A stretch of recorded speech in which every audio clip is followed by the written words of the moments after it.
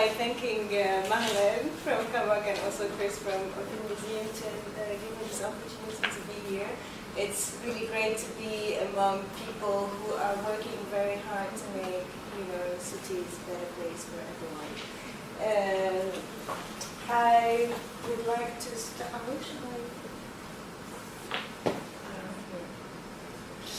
Okay, I'd like to start, since this is a lecture about, this is a workshop about migrants, to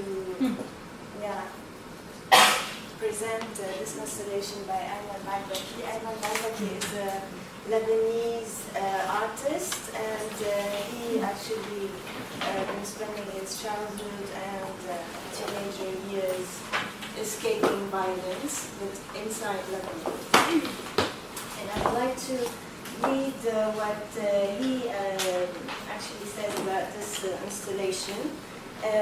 He said, the overloaded car piled high with the hastily gathered belongings of a refugee family suggests movement and absence, urgency and wandering.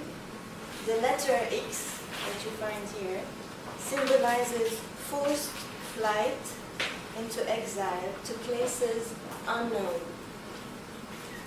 Distance is swallowed in an aimless journey when time and duration become vague. The journey and its hardships, the risk of leaving home, the difficulty of resettling, drugged by displacement, these people learn to lose and lose themselves. So, from destination unknown, I'm going to take you to a known destination for me, to Lebanon. And here you have some statistics. As you can see, Lebanon is a very small country. And so we have the frontiers with Syria and down with Israel, and so we are 4.5 million Lebanese. We are hosting 1.5 million Syrian refugees. That's 1/3 of the population. So if you calculate what's the 1/3 of the UK population, anyone has any idea of it? That's 20 million. Of course, we're receiving a lot of international help, and UNHCR, you can check their website, they have more details about this. But the more this situation is prolongated, the more it's going to be difficult for Lebanon. And hopefully this will end soon. And then, of course, in Lebanon we had civil war from 1975 to 1990. And when you have war, at the end of war, you have this kind of sceneries, a damaged building. This is Barakat building. So Barakat is the family of bourgeois who used to live here. And in 1997, the owners wanted to destroy this building to build another one. And it happened that the architect Munahalla, which is also a very strong activist, was just passing by, and on the same day she wrote an open letter to the Ministry of Culture saying that it's impossible to lose this building, and during 5 days there were big campaigns, and at the end they blocked the destruction. And from 1997 to 2003, they kept on insisting on the municipality of Beirut to keep this building, and in 2003 the municipality expropriated the building, so it owned it, and decided to make a museum and an urban culture center out of it. So that was in 2003. In 2005, We had a big assassination that happened, killed the prime minister. After that, huge manifestations. And in 2006, we had 1 month's war with Israel. In 2006 also, after that, we had a visit from the mayor of Paris, Delanoë, who visited the building, and he said, what are you going to do with it? And the municipality said, well, we want to make a museum. And he said, okay, I'm going to support you, and I'm going to send you technical support. So from 2008, a collaboration started between the municipality of Paris and the municipality of Beirut with a scientific committee and an architect who was appointed to start the renovation work. And in 2012, the renovation, of course, between 2008 and 2012, we started the discussion of what we're going to do with this building. Is it going to be a war museum? And then we decided, no, it's not going to be war, although we're going to be talking about war. But it's also going to be about 20th century Beirut now. We had a group from Paris who helped actually build the concept, where the first floor, I'm going to show you, maybe I'll wait. Suspense. So in 2012, we started the renovation, and there was a jury who appointed a cultural programmer, and it's on the culture. But what happened is that till now, this person, his contract is almost ready now, but it took a while. But he's not in position yet. So when we are in Beit Beirut, where are we in Beirut? We are here, okay? And we are on the green line. So what's the green line? Actually, it's the green line. It's the line that divided Beirut between east and west. And on this line, it was very dangerous to walk. Why? Because of snipers. And why snipers chose this building? Because this building, as you can see, it has two buildings linked by a transparent balcony, which gives it a lot of axes that are transparent. Yeah.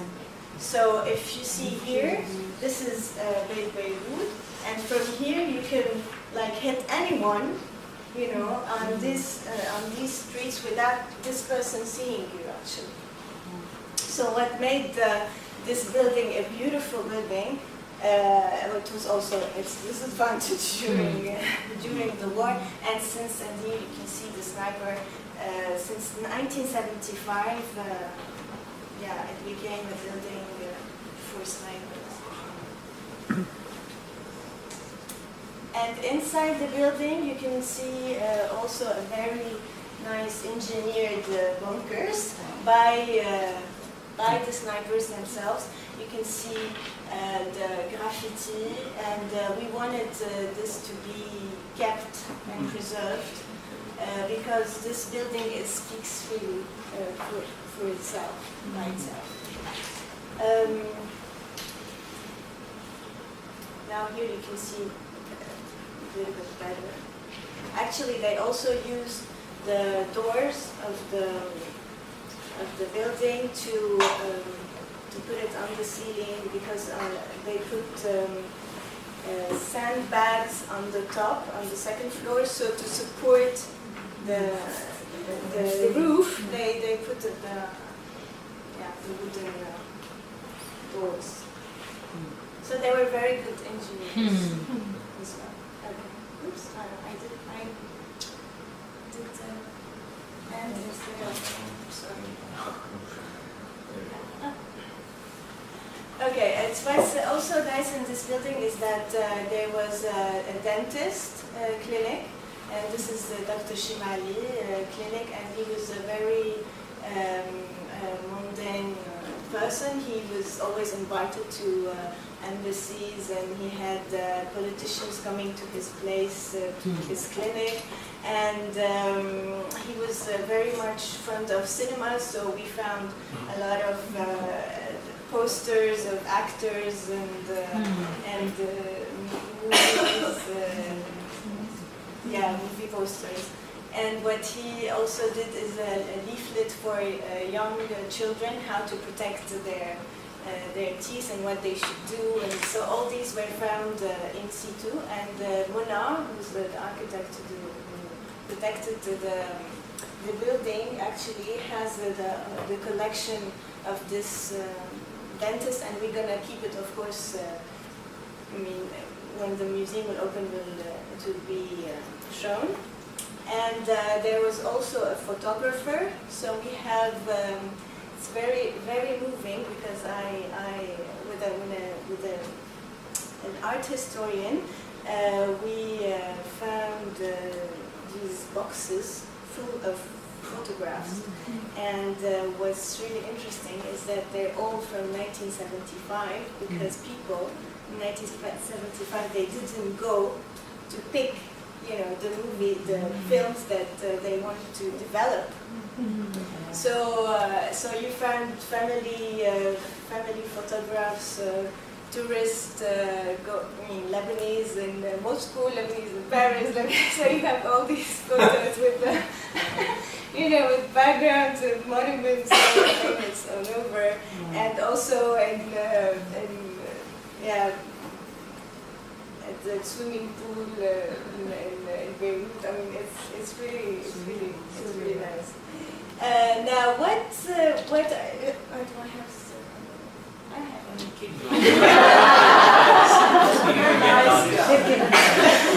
No, I just wanted to say because what's positive and what are the positive and negative things that this project is facing, actually. Now, the positive thing is that it's the first initiative in Lebanon that joined civic society with public sector. And so this is really first initiative like this in Beirut. And second is that the funding is available, because the municipality of Beirut have the money for this project, and because we have also technical support from the municipality of Paris. Now, the negative things are that the municipality of Beirut is unexperienced. This is the first time they lead a project linked to culture, a cultural project, especially a museum. There is no department of culture in the municipality, and sometimes we suffered because there were internal political conflicts, interest conflicts between responsibles, and then the project was just stopped. And of course, because it took a long time, so in between the governor of Beirut changed, the council of municipality changed, so this also takes longer time, and the municipality is very slow because administrative procedures are very long, and this is really frustrating for us because we want to start, because now the architect will almost finish. In 2016, maybe end of 2016, the building will be ready, but we didn't still started really working on the program. We have the headlines of we want to do. We would like, of course, to keep the first floor where we have the graffiti, the bunkers intact. We want to leave it as it is, maybe with installation of artists, and then on the second floor have a permanent exhibition of Beirut 20th, 21st century. And where we talk about social history of Beirut and its urban development. And then in the last floor we will have, of course, a space for temporary exhibitions, and there will be an auditorium, a library, and an urban observatory. But what I wanted to say, and it's also linked to the unexperienced, the non-existing experience of the municipality of Beirut is that they didn't even do a competition for the architecture, and this is really a huge mistake. And the second huge mistake is that the architecture didn't go in parallel with the culture. So this is also, the classic mistake. A huge mistake. Now, because I'm under a big idea, figure, I just want to say I think that museums are really very, very important, especially now in these difficult times that we're going through. And I think now the mission of the museum nowadays is really to gather people together. And I think museums should be more creative and use a lot of imagination to create activities where people, interact together. Not people interacting with the museum, but engaging together. And this is really very important, especially in a public space, because this is, I think, the best thing to do is to reconnect people, because we're losing this connection. And when we do activities for migrants, we should not be doing it also for migrants between them. And we should be doing, although I don't like to use these terms, but migrants with non-migrants. This is, for me, inclusion. So, this is all.